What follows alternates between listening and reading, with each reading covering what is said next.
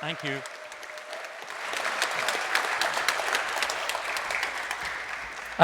Hello. Well, the microphone's working. Great. I'm Autumn, Tulloch, she, her. This is a talk on ADHD.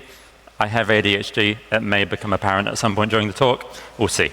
I'm going to start this with a preface of I am not a software dev. I work in theatre as a lighting programmer. It's not that kind of programmer. It's on Windows. It's a Windows software. It's complicated. So this talk is designed to be an approach to, like, ways to approach dealing with ADHD. Yes, there's some complicated tech in it, but I have not got past the point of cobbling together bits of code from Stack Exchange. So I hope this is approachable to people who are not the normal people who attend EMF. But I do have ADHD. I suspected I'd had it for a few years since I started uni, and then the last two of which I suspected, I thought I was on the waiting list with the NHS. Turns out I was not. But I have now spent too much money to be diagnosed, and it is actually going great. All of this is a preface to say, if you can get medication and you think it might work for you, and it's within your means, I'd really suggest you try it, because it can make a world of difference, even if it's not perfect. So I've been tinkering since I was very young. I'm not going to reveal my age for health and safety reasons, because I think some of you might have a heart attack. But I've been building machines and taking them apart for basically as long as I've been alive. I could use the computer mouse before I could walk. So I never grew up with the newest tech. Like, my family were not a particularly techie household. So when I was growing up in the early 2000s, my computer was from the early 90s. So I grew up with tech that was a bit rough around the edges. And so I grew up before the age where everything was kind of smoothed over and worked. So I'm actually really happy that I grew up in an age where I had to tinker with things to make them work how I wanted them to. And then kind of the influence of that from my childhood has kind of seeped into every aspect of my life. Being a school teenager, I had fairly normal teenage problems. I hated doing homework, and I didn't want to get out of bed in the morning. And unlike some teenagers, I thought I could fix it in a very 2010 style. I thought I could fix it with an app. These are the two apps I tried. One of them has a really stupid name. It's called AM Droid, which is your search engine optimization is horrible. And it's basically an alarm app where you can configure it and go kind of block turning off the alarm in certain ways. So I started where I printed out a QR code on a family printer and I stuck it in the bathroom. And I figured, I forget I have to get up and go into the bathroom and scan the QR code to turn the alarm off. Problem one, that QR code got wet quite quickly, so it became an RFID tag. And problem two, my family got quite annoyed when my alarm wouldn't go off and I couldn't turn it off. So I came up with a great solution of this. I could just force close the app. I didn't have to get out of bed. And then that solves the two problems of I turn my alarm off and I get more time in bed.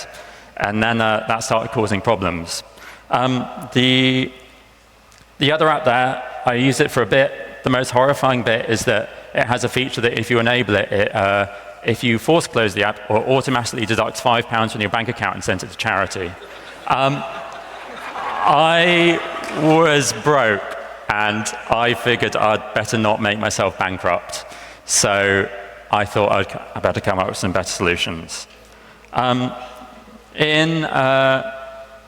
was in my early teens at my granny's flat, and I was watching a video by a guy that loves to wear a red shirt all the time, and his friend with curly hair. And they made a 5-second bit. Now, if you're on the internet a lot, you may have the curse of having some impressionable young teenagers watch you. In the best case, you can have a really positive influence on their life. In the worst case, it can be a really horrible influence on their life. And in the middle case, you can do a stupid 5-second bit, which gets in their head and becomes the philosophy how they're going to live life for the next 10 years. And that became the David Hasselhoff Hassel Hurdle. When I heard of this, I did not know who David Hasselhoff was. I just thought it was a funny name, and I stuck with it. And it's just kind of stuck with it for 10 years, which is scary. I've kind of developed this into three philosophies. The first is duck. So if you're imagining a hurdle, you want to make your hurdle as tall as possible on the things that you think you need to do. For example, get out of, set an alarm clock for your next morning shift, or make sure that you're checking your calendar and things like that. So you want to make the things that you need to do as easy as possible to do. The second philosophy is jump, where if there's anything that you realize you don't want to do, for example, like scrolling relentlessly on social media, you want it to make it hard enough that you want to make it possible, but you want to make sure that you think before you do it. It becomes but you really don't want to make it too hard to do, because otherwise you go into the third philosophy: who put this hurdle here? Let me swiftly move out of the way and continue with my day. This is, if you make your hurdle too high, you will just disable it, get annoyed with it, and never think about it again. And again, as with force closing the alarm app, that causes problems. I shortened it to that. I'm not going to attempt that. But if someone who's a linguist wants to try it, they're welcome to. But kind of rule zero to all of this is be kind to yourself. You're not going to get anywhere if you build all of these fancy systems and then they don't work, and then you beat yourself up because they don't work. It's like you're adding extra stress into your life. It's not worth it. So if you find yourself that anything you're doing is any of your coping mechanisms are causing more stress, it's honestly easier to completely strip all of them away and try again.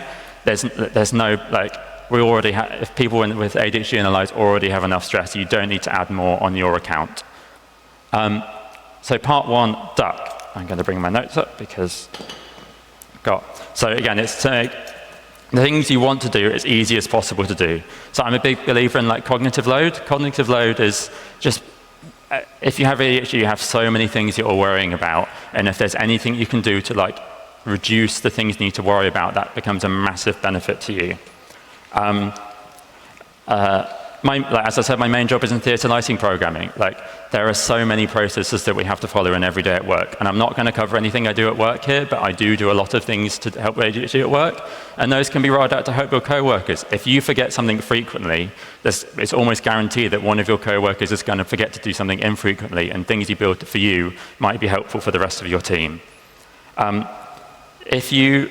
So as well as making things easy, the best thing is to not worry about it at all. I'm going to talk about some ways to automate things. Obviously, if things are automated and you're prone to forgetting things and then they fail, that's going to cause problems. So they need to fail really loudly. They need to be blaring in your face, I have broken, you need to fix me, otherwise you'll be late for work in the morning.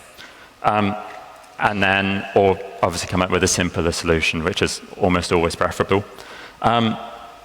These things can take a lot of time to build. Some people might say they take a silly amount of time to build, but it's up to you to make your own value judgment. So I say to people who these things take a silly amount of time, wrong, but you need to make sure that you're not spending stupid amounts of time on this at the expense of just living your life and just having a nice time. And the other thing is try any systems you make, you really want them to be resilient to large changes in your life. The last thing you need is to have to move house or change jobs and have all of these coping mechanisms fall apart at the same time as you're trying to deal with a huge amount of other new things in your life as well. So I'm going to move on to some tips. Tip one is the second screen of your phone's home screen doesn't exist. There is no point putting things on the second screen of your phone home screen if you're never going to swipe over to it. And so I recommend that if you're on Android, there are multiple other launchers. I'm not really sure how it works on iOS. I'm not an Apple person. But if you can fit as much information on the first thing you see when you turn on your phone or when you turn on your laptop, then that is a godsend. And real estate is so valuable because you are guaranteed to see it. You don't have to go looking for it. The same thing applies to things around your house. If you have a notice board, don't put it on the side of the fridge that you never see. Make sure it's really obvious within your house. Otherwise, there's basically no point. The tip two is pen is mightier than the phone. There's so many times I've been told things, I'm sure other people have, where you're told something and then you get on your phone and there's a notification and you look at it and it's gone. I had to earn my handwriting license in school to be able to use a pen after using a pencil. I think you should probably have to earn a license to be able to put notes on your phone rather than writing them down on paper.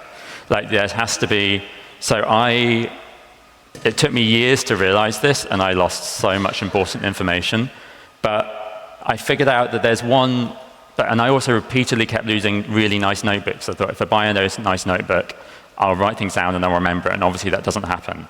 But there is the minimum viable notebook, and it's wonderful. It's called a stack of Post-its. You put them in your pocket. You don't put too many in your pocket. If something tells you something, you write it down. When you get home at the end of the day, you peel it off the top and you put it somewhere obvious. And if you need to remember it for the next day, you copy it onto a new Post-it. If you lose a stack of Post-its, you've lost almost no information. It's all at home. I'd never been able to take notes, and I forgot to take a photo of it. But at home, I have a drawer, and that drawer is absolutely full of Post-its. Like, this is something I'd never been able to do before I started using Post-its, and once I got that habit in me, I was able to upgrade to a slightly fancy notebook. And then I started moving on to digital tools like TiddlyWiki. It's a really cool piece of kit. It's a single file, like HTML wiki that you can use for notes and stuff. It's a little bit clunky, so I moved on to Obsidian, I think many people know about. But in both cases, you want to keep them as simple as possible. Don't have infinite folders, don't over-categorize. You need to make sure everything's on the top level, otherwise you're going to forget that note exists. Super Productivity is a great to-do list tool. It's built by people with ADHD, for people with ADHD. It's open source. It's on GitHub.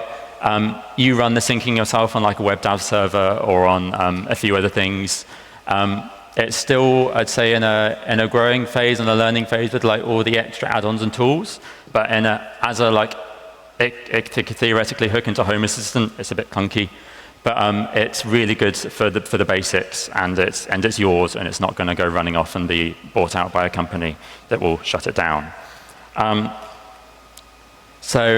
the best, as I'm going back to, the best to do is a to-do that does itself. I'm a massive fan of this app called Taskit. It's kind of like a visual programming scripting thing for an Android phone. My Taskit project is too big, and that's after massive, like me sitting down for an hour deleting things I don't use anymore. Where's my Taskit bits? So my Taskit script on my phone can do all of these things. So it's all about like getting routines to get things, to avoid you having to tap into things and just do things automatically wherever you can. I'm not going to go through them because that's a bit of things, bit too many things. But my partner loved the third one from the bottom. She was training for the London Marathon. No one was reminding her to go on training runs. And I sent her a text at a random time every day with the exact hours, seconds, and minutes until the marathon. She absolutely loved it. She loved me for it. She did 3.5 training runs and stormed the marathon in a time that was stupidly quick, and she was great at it. The main kind of my pride and joy of all of my coping mechanisms is my alarm system. I started, if you look at Citymapper, which is a popular transport app, I live in London. I don't have to worry about when transport arrives. I just have to worry about leaving the house in time. Citymapper has this amazing thing where it can pull events from your local calendar on your device. I think it does this on iOS as well. So you tap that and it tells you, I didn't put that image in, tap that and it tells you exactly where you want to go and what time you need to leave the house to get there in time. Obviously, I was like, that's great, can I do more with it? If an event's in my calendar, I don't want to get there at the time of the event in the calendar. I want to get there 10 minutes before because I know I'm going to be rushing if I'm not. So I built a Taskit script that pulls my calendar and adds an event before every single event in my calendar 10 minutes before, so that Citymapper could pick it up and I could click and say, oh, I actually want to arrive early to this thing, not exactly on time. Going back again, Citymapper, I then also built a script. The Citymapper tells you the time you need to leave. I built a Taskit script to read that off the screen and then set alarms of when I need to leave the house, when I need to wake up, and when I need to go to bed. Multiple alarms. It worked fantastically for many, many years. Until I moved on to the new system using Node-RED. Google Maps has a great travel time API. You can also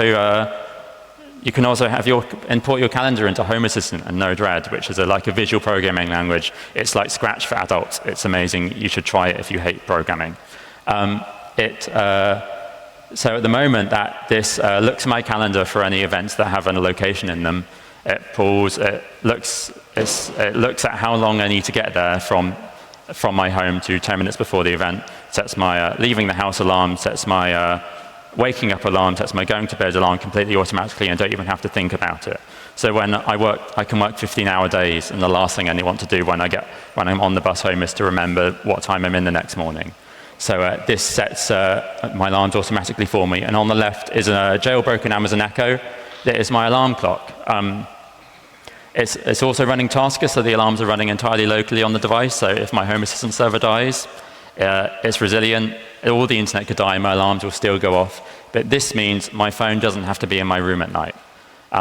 It stays in the lounge where I charge it, and that means I'm not scrolling in the morning. It's a wonderful tool. Like if you're my age, your parents were probably saying, don't keep your phone in your room, it's like bad for you, you'll get distracted.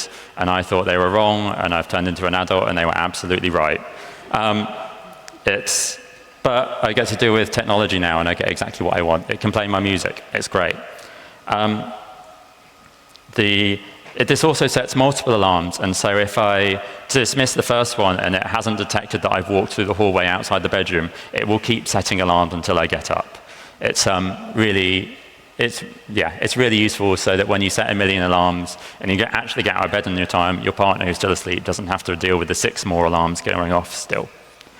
The next part was jump, so making things that you don't want to do slightly harder.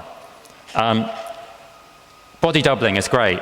It's like simple. It doesn't require technology. Just working with someone, being in a space where other people are working. It's simple. It's great. It can't fail on you. The server can't die. Tip 2 is give up early.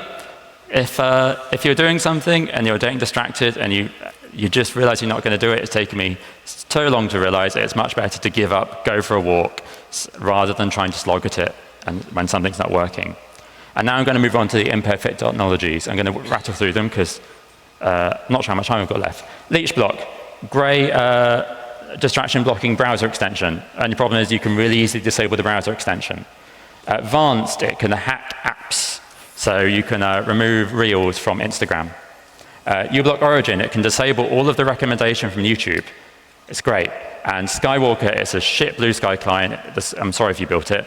The scrolling is terrible, but if you don't want to use it, then if it's scrolling terrible, then you can't use it. And we're coming to time.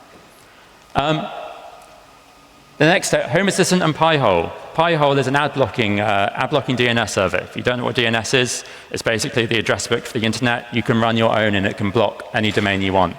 I use it to block all of any like Blue Sky, Twitter, Instagram, whatnot on my local network, and I can apply it to only my devices, which is great, which means people who are guests or my partner don't really get annoyed when the Instagram stops working for no reason.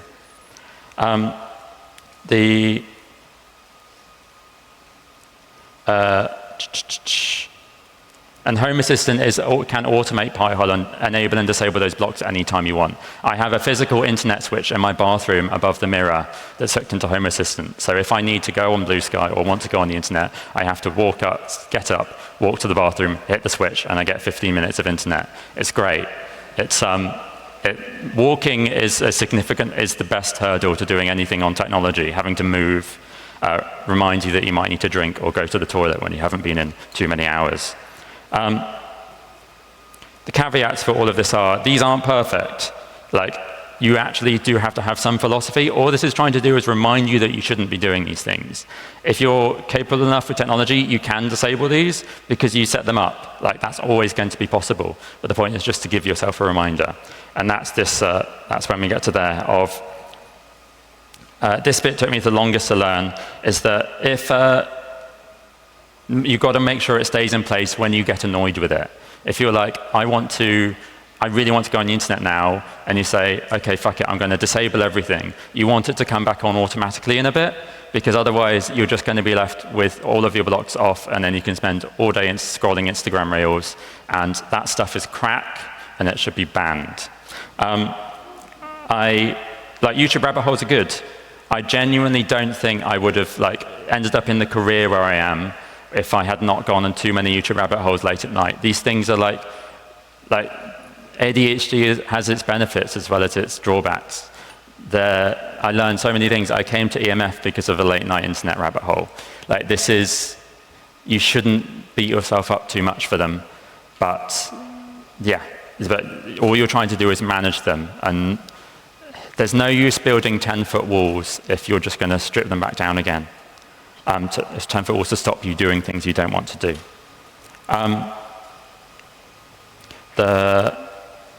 So yeah, this is you've got to make it all you have to do is make it easier to do the things you want to do rather than the things you don't want to do. So it's not trying to make it like a full-on obstacle course for you to like read a single tweet on Twitter. It's just like giving yourself the reminders that you need. It just has to be easier to jump the hurdle than to move it out of the way, because if you move it out of the way, you'll run into problems. And then I'm going to come on to everything else that doesn't really fit on your words in the talk, but I feel like people with ADHD might really appreciate this. Beeper, it's a messaging app. It's kind of I'm not really sure on there security-wise. It's probably not great logging all of your texting apps into one company's servers. But for me, it's brilliant. It means I don't have to open 6 apps. It also has a frankly horrifying unanswered filter. You can filter your text to anyone you haven't responded to. It is frankly scary the first time I turned it on. And I find it absolutely brilliant. Buzzkill is like similar features to Tasker. It's on the right there. Tasker can do everything Buzzkill does, but Tasker to do that on Tasker would be a nightmare. Buzzkill can like batch your notifications. So if you have a group chat pinging off like madness, instead of like muting that chat entirely, you can say, I only want to hear from this group chat every hour. And that means that you're not getting constant notifications, you're not getting constant distractions, but you are still keeping in touch with the communities that you love. And RSS. I use NewsBlur as an RSS reader. It's basically an open web protocol that allows you to read, allows you to kind of like fetch news articles and read them. It also works for YouTube. So I've got all of my YouTube subscriptions loaded into NewsBlur, and it means that I don't have to check the YouTube subscriptions page every 5 minutes as I used to. I used to constantly refresh it as like a tick or something. But that means that I can, if I've watched a video, I can mark it as watched, and it goes away, and I don't have to go, oh, maybe I'll rewatch that again just to fill time. Same with like news sites. You can mark once you've read a post, you don't actually have to check the news site because you'll know if there's a new article, so it will come up on there, and you don't have to repeatedly check that site and then get distracted on it. As a general rule, if your social media if you can use social media to avoid algorithms, like the ones that are designed to suck away your time, do it. Use your following feed, don't use the recommended feed. If you moderate who you're following, you will run out of tweets to look at. And then you'll be like, great, I finished the internet. I can move on to other things. And I believe they're actually genuinely harmful to people with ADHD. And I think there's a class action lawsuit in America. Whatever, just get rid of them if you can. And then, so I'm going on to the conclusion where these are the 3 rules. Duck, make everything you want to do really easy. Jump, make everything you shouldn't be doing slightly too hard. And who put this hurdle here? Let me swiftly move out of the way and continue with my day. Make sure that jump isn't too high. Otherwise, you will get annoyed with it, move the hurdle out of the way, and then it is gone until you've lost an entire day. Right, thank you so much.